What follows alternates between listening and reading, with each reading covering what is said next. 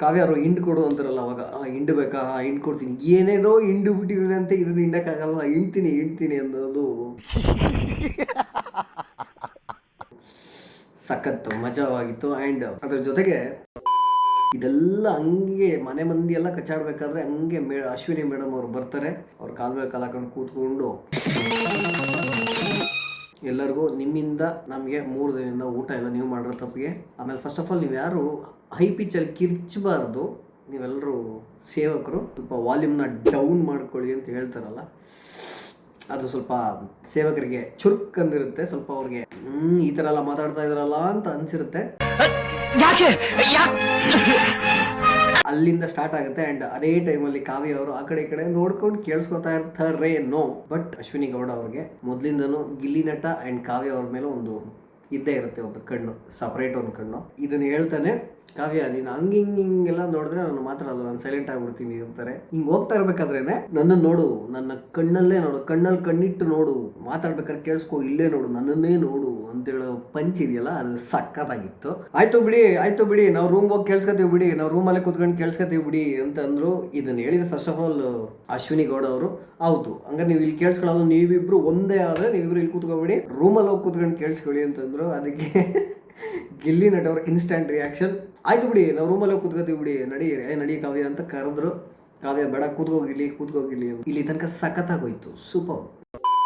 ನಾಳೆಯಿಂದ ನಿಮ್ಮ ತಟ್ಟೆ ಲೋಟ ಪಾತ್ರೆ ಪಗಡೆ ಎಲ್ಲ ಸೇವಕರು ನೀವೇ ಎತ್ತದ ಮೇಲೆ ನೀವೇ ತೊಳ್ಕೋಬೇಕು. ಏನಾದ್ರೂ ತೊಳಿಲಿಲ್ಲ ಅಂದ್ರೆ ನಾನಂತೂ ಸುಮ್ಮನೆ ಇರಲ್ಲ, ನಾನು ನಿಜವಾಗ್ಲೂ ಕೇರೆ ಮಾಡಲ್ಲ. I don't care a dam ಅಂತ ಹೇಳ್ಬಿಟ್ರು. ಈ ಮೇಡಮ್ ಒಂಥರ ಸಿಕ್ಕಾಪಟ್ಟೆ ಸ್ಟ್ರಾಂಗ್ ಕಂಟೆಸ್ಟೆಂಟ್ ಆ್ಯಂಡ್ ಒಂಥರ ಮಿಲಿಟರಿ ಆಫೀಸರ್ ಇದ್ದಂಗೆ ಬಿಗ್ ಬಾಸ್ ಮನೆಗೆ.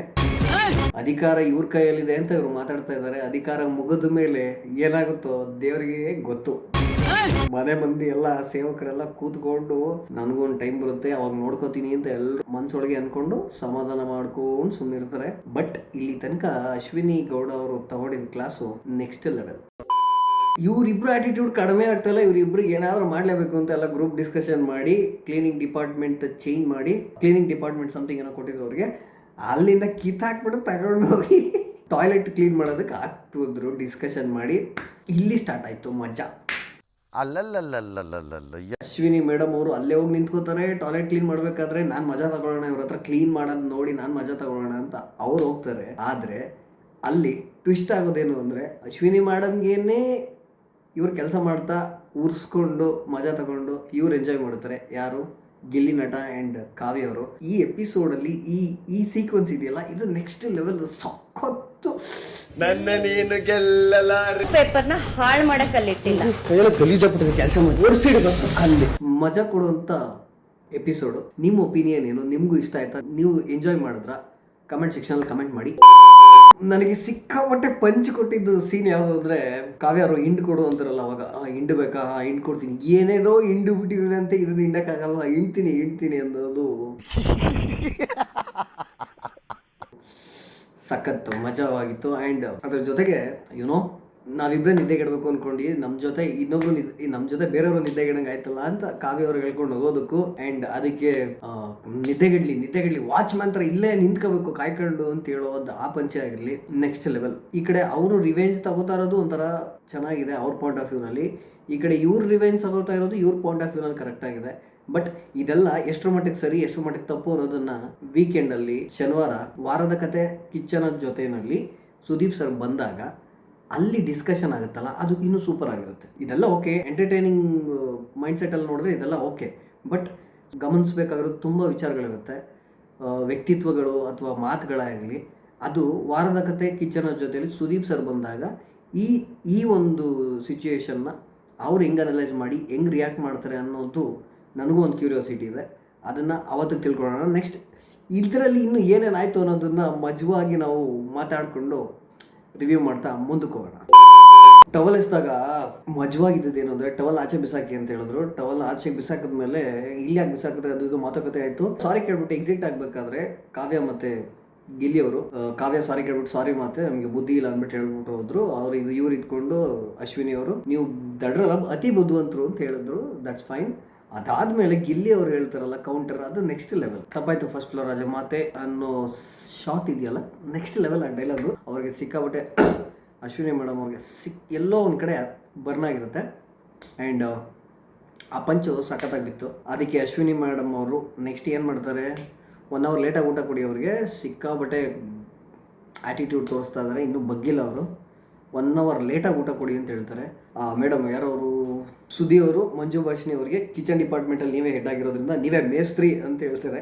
ದೆನ್ ಕಿಚನಲ್ಲಿ ಒಂದು ಸೀನ್ ನಡೆಯುತ್ತೆ, ಅದು ನನಗೆ ತುಂಬ ಹಾರ್ಟಿಗೆ ಟಚ್ ಆಯಿತು. ಯಾಕಂದರೆ ಈ ಬಿಗ್ ಬಾಸ್ ಇಷ್ಟು ಕಂಟೆಸ್ಟೆಂಟ್ಗಳು ಅವರು ಹಾವ ಭಾವ, ಅವರ ಆಟಗಳು, ವಿನೋದವಾದ ವಿಚಿತ್ರವಾದ ಹಾವಭಾವಗಳು, ಇದೆಲ್ಲ ನೋಡಿ ಎಲ್ಲೋ ಒಂದು ಕಡೆ 3 days ಆದಮೇಲೆ ಮಲ್ಲಮ್ಮ ಅವ್ರಿಗೆ ಯಾಕೋ ಒಂದು ಸ್ವಲ್ಪ ಇದು ನನಗೆ ಸೆಟ್ ಆಗಲ್ವೇನೋ, ಇದು ನನಗೆ ಆಗದೇ ಇರೋ ವೈಬ್ ಏನೋ, ಇದು ಒಂದು ಫೀಲ್ ಇನ್ಸೆಕ್ಯೂರಿಟಿ ಅಥವಾ ಏನೋ ಒಂದು ಮುಜುಗರ, ಯಾರೋ ನನ್ನ ಕರೆಕ್ಟಾಗಿ ಟ್ರೀಟ್ ಮಾಡ್ತಿಲ್ವೇನೋ ಅಥವಾ ನನಗಿದು ಸೆಟ್ ಆಗಲ್ವೇನೋ ಅನ್ನೋ ಅವ್ರದ್ದು ಒಂದು ಇನ್ಸೆಕ್ಯೂರಿಟಿ ಫೀಲ್ ಆಗಿ ಕಿಚನ್ ಹತ್ರ ಅಳಬೇಕಾದ್ರೆ ಮಂಜು ಭಾಷಿಣಿ ಅವರು ಅವ್ರಿಗೆ ಸಮಾಧಾನ ಮಾಡ್ತಾರಲ್ಲ, ಅದು ನನಗೆ ತುಂಬ ಇಷ್ಟ ಆಯಿತು. ನಾನು ಪ್ರೀವಿಯಸ್ ಎಪಿಸೋಡಲ್ಲೂ ಹೇಳಿದೆ, ಮಂಜು ಭಾಷಿಣಿ ಅವರು ತುಂಬ ಡೀಸೆಂಟಾಗಿ, ತುಂಬ ವೆಲ್ ಹ್ಯೂಮನ್ ಬೀಯಿಂಗ್ ಆಗಿ, ಪ್ರತಿಯೊಬ್ಬರ ಜೊತೆನೂ ಯಾರಿಗೂ ಹರ್ಟ್ ಮಾಡದೆ ತುಂಬ ನೀಟಾಗಿ ಬಿಗ್ ಬಾಸ್ ಮನೆಯಲ್ಲಿ ಒಂದು ಒಳ್ಳೆ ರ್ಯಾಪನ್ನು ಎಲ್ಲರ ಜೊತೆ ಬಿಲ್ಡ್ ಮಾಡಿಕೊಂಡು ಎಲ್ಲರ ಮನಸ್ಸನ್ನು ಗೆದ್ದು ಒಂದು ಕಾನ್ಸ್ಟೆಂಟಾಗಿ ಮುಂದಕ್ಕೆ ಹೋಗ್ತಾ ಇರುವಂಥ ಏಕೈಕ ವ್ಯಕ್ತಿ ಅಂದರೆ ಅದು ಮಂಜು ಭಾಷಿಣಿ ಅವರು. ಅದು ನನಗೆ ಪರ್ಸ್ನಲಿ ತುಂಬ ಇಷ್ಟ ಆಯಿತು. ಅವರ ವ್ಯಕ್ತಿತ್ವ ನಿಜವಾಗ್ಲೂ ಇಲ್ಲಿ ತನಕ ಬಿಗ್ ಬಾಸ್ ಮನೆಯಲ್ಲಿ ತುಂಬ ಚೆನ್ನಾಗಿದೆ. ದೆನ್ ಈ ಬಿಗ್ ಬಾಸ್ ಮನೆಯಲ್ಲಿ ಇದೆಲ್ಲ ಆಗ್ತಾ ಇದ್ರು, ಬಟ್ ಹೈಲೈಟ್ ಆಗ್ತಾ ಇರೋದೇ ನಮ್ಮ ಅಶ್ವಿನಿ ಗೌಡ ಅವರು ಆ್ಯಂಡ್ ಕಾವ್ಯ ಆ್ಯಂಡ್ ಗಿಲ್ಲಿ ನಟ ಅವರು. ಇಷ್ಟೆಲ್ಲ ಆದಮೇಲೆ ಅವರು ಕಾಫಿಗೋ may be coffee or tea, Kavya ಮತ್ತು ಗಿಲ್ಲಿ ಅವರು ಸಾಲ್ಟ್ನ ತಗೊಂಡು ಹಾಕಿ ಮಿಕ್ಸ್ ಮಾಡಿ, ಉಪ್ಪನ್ನ ಮಿಕ್ಸ್ ಮಾಡಿ ತಗೊಂಡೋಗಿ ಅಶ್ವಿನಿ ಮೇಡಮ್ ಕೊಡ್ತಾರೆ, ಅಶ್ವಿನಿ ಗೌಡ ಅವ್ರಿಗೆ. ಅವ್ರು ಕುಡಿದ್ಮೇಲೆ ಅವ್ರು ಕೊಟ್ಟಿದ್ದ ರಿಯಾಕ್ಷನ್ನೇ ಆಗಿರ್ಬೋದು, ಅವ್ರು ತಗೊಂಡಿದ್ದ ಡಿಸಿಷನ್ನೇ ಆಗಿರ್ಬೋದು, ನನಗೆ ಶಾಕಿಂಗ್ ಅನ್ನಿಸ್ತು. ತುಂಬ ಕಾಮ್ ಆಗಿ ಅಲ್ಲಿ ತನಕ ಹಾರಾಡಿ ಚೀರಾಡಿ ಫುಲ್ಲು ವೈಲೆನ್ಸ್, ಮಾತು ಜಗಳ ಇಷ್ಟೆಲ್ಲ ಆಗಿ ಅವ್ರಗಳ ಮಧ್ಯ ಅದಾದ ತಕ್ಷಣ ಸಡನ್ಲಿ ಆ ಟೀ ಬ್ರೇಕ್ ಇದೆಯಲ್ಲ, ಟೀ ಕುಡಿದ್ಮೇಲೆ ಅವರು ಉಪ್ಪು ಹಾಕಿದಾರೆ ಅಂತ ಗೊತ್ತಾಯ್ತು. ಎಷ್ಟು ಫ್ರೆಂಡ್ಲಿ ಆಗಿ ಕ್ಯಾಶುವಲ್ ಆಗಿ ತಗೊಂಡು ಪನಿಷ್ಮೆಂಟ್ನ ಕೊಟ್ಟರು. ಅವ್ರ ಅವ್ರು ಬಿಟ್ಕೊಡ್ಲಿಲ್ಲ, ಪನಿಷ್ಮೆಂಟ್ ಕೊಟ್ಟರು, ಬಟ್ ಫ್ರೆಂಡ್ಲಿಯಾಗಿ ಕೊಟ್ಟರು, ಫ್ರೆಂಡ್ಲಿಯಾಗಿ ಮಾತಾಡಿದ್ರು. ಅದು ನಂಗೆ ತುಂಬ ಇಷ್ಟ ಆಯಿತು. ಈ ಚೇಂಜ್ ಓವರು ಅಶ್ವಿನಿ ಗೌಡ ಅವರಿಂದ ನಾನು ಎಕ್ಸ್ಪೆಕ್ಟ್ ಮಾಡಿರಲಿಲ್ಲ. ನನಗೆ ತುಂಬ ಖುಷಿ ಆಯಿತು. ಎಂಡ್ ಆಫ್ ದಿ ಡೇ ಆ ಎಪಿಸೋಡ್ ನೋಡಿದಾಗ ಈ ಎಪಿಸೋಡ್ನ ನನಗೆ ತುಂಬ ಖುಷಿ ಆಯಿತು. ಅಪ್ರಿಷಿಯೇಟ್ ಮಾಡಬೇಕು ಅನ್ನಿಸ್ತು ನಿಜವಾಗ್ಲೂ. Seriously super man. ಅದಾದಮೇಲೆ ಟಾಸ್ಕ್ಗಳು ನಡೀತು, ಒಂದಷ್ಟು ಮಾತುಕತೆಗಳಾಯಿತು. ಟಾಸ್ಕ್ಗಳು ಅದ್ರ ಬಗ್ಗೆ ಬಿಗ್ ಬಾಸ್ ಆದಂಥ ನಮ್ಮ ಸುದೀಪ್ ಸರ್ ವಾರದ ಕತೆ ಕಿಚನ್ನ ಜೊತೆಯಲ್ಲಿ ಮಾತಾಡಿದಾಗ ನಾವು ಅಲ್ಲಿ ಕೇಳ್ಕೊಳ್ಳೋಣ. ಟಾಸ್ಕ್ ಬಗ್ಗೆ ಮಾತಾಡ್ತಾ ಹೋದರೆ ಅದು ಮುಗಿಯೋದೇ ಇಲ್ಲ, ತುಂಬ ಲೆಂತ್ ಹೋಗುತ್ತೆ.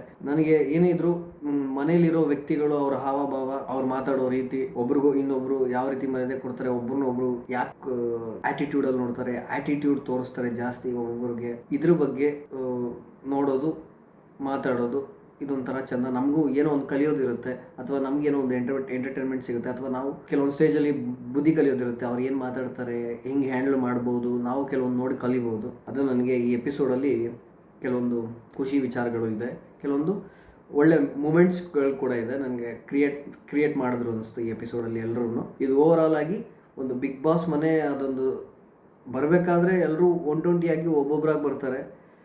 ಎಂಡ್ ಆಫ್ ದಿ ಡೇ ಮುಗೀತಾ ಹೋಗ್ಬೇಕಾದ್ರೆ ಎಷ್ಟೇ ಜಗಳ ಆಡಿದ್ರು ಎಲ್ಲರೂ ಒಗ್ಗಟ್ಟಾಗಿ ಮಿಸ್ ಮಾಡ್ಕೋತಾರೆ. ಕೆಲವೊಂದಷ್ಟು ವೀಕ್ಸ್ ಹೋಗ್ತಾ ಅವ್ರು ಇಷ್ಟಪಟ್ಟವ್ರು ಅವ್ರು ಹೋಗ್ಬೇಕಾದ್ರೆ ಅವ್ರಿಗೆ ಫೀಲ್ ಆಗುತ್ತೆ. ಅದೇ ಬಿಗ್ ಬಾಸ್ ಸ್ಪೆಷಾಲಿಟಿ. ಒಂಥರ ಫ್ಯಾಮಿಲಿ ಥರ ಆಗ್ಬಿಟ್ಟಿರ್ತಾರೆ, ಅದನ್ನ ನೋಡೋದಕ್ಕೆ ಒಂಥರ ಚಂದ. ಸೊ ಇದನ್ನು ಫ್ಯೂಚರ್ ಡೇಸಲ್ಲಿ ನಾವುಗಳು ಕೂಡ ನೋಡ್ಬೋದು. ಈ ಎಪಿಸೋಡ್, ಈ ಹೈಲೈಟ್ಸ್ ಎಲ್ಲ ನಿಮ್ಗೆ ಹೇಳಿದ್ದೀನಿ. ಈ ಹೈಲೈಟ್ಸ್ ಎಲ್ಲ ನಿಮ್ಗೆ ಹೆಂಗೆ ಇಷ್ಟ ಆಯಿತು, ಈ ಎಪಿಸೋಡ್ ಹೆಂಗೆ ಇಷ್ಟ ಆಯಿತು ನಿಮಗೆ ಅನ್ನೋದನ್ನ ಕಮೆಂಟ್ ಸೆಕ್ಷನಲ್ಲಿ ಕಮೆಂಟ್ ಮಾಡಿ ಹೇಳಿ. And don't forget to subscribe. ದಯವಿಟ್ಟು ಸಬ್ಸ್ಕ್ರೈಬ್ ಮಾಡಿ. ನನ್ನ ಅಪ್ಕಮಿಂಗ್ ವೀಡಿಯೋಸ್ ಎಲ್ಲ ನಿಮ್ಮ ಹತ್ರ ರೀಚ್ ಆಗಬೇಕು ಅಂದರೆ ನೀವು ಸಬ್ಸ್ಕ್ರೈಬ್ ಮಾಡಬೇಕು. ಸಬ್ಸ್ಕ್ರೈಬ್ ಮಾಡಿ ಆ್ಯಂಡ್ ಕಮೆಂಟ್ ಸೆಕ್ಷನಲ್ಲಿ ಕಮೆಂಟ್ ಮಾಡಿ ನಿಮ್ಮ ಒಪಿನಿಯನ್ ಹೇಳ್ಕೊಳ್ಳಿ. Until my next video, thank you.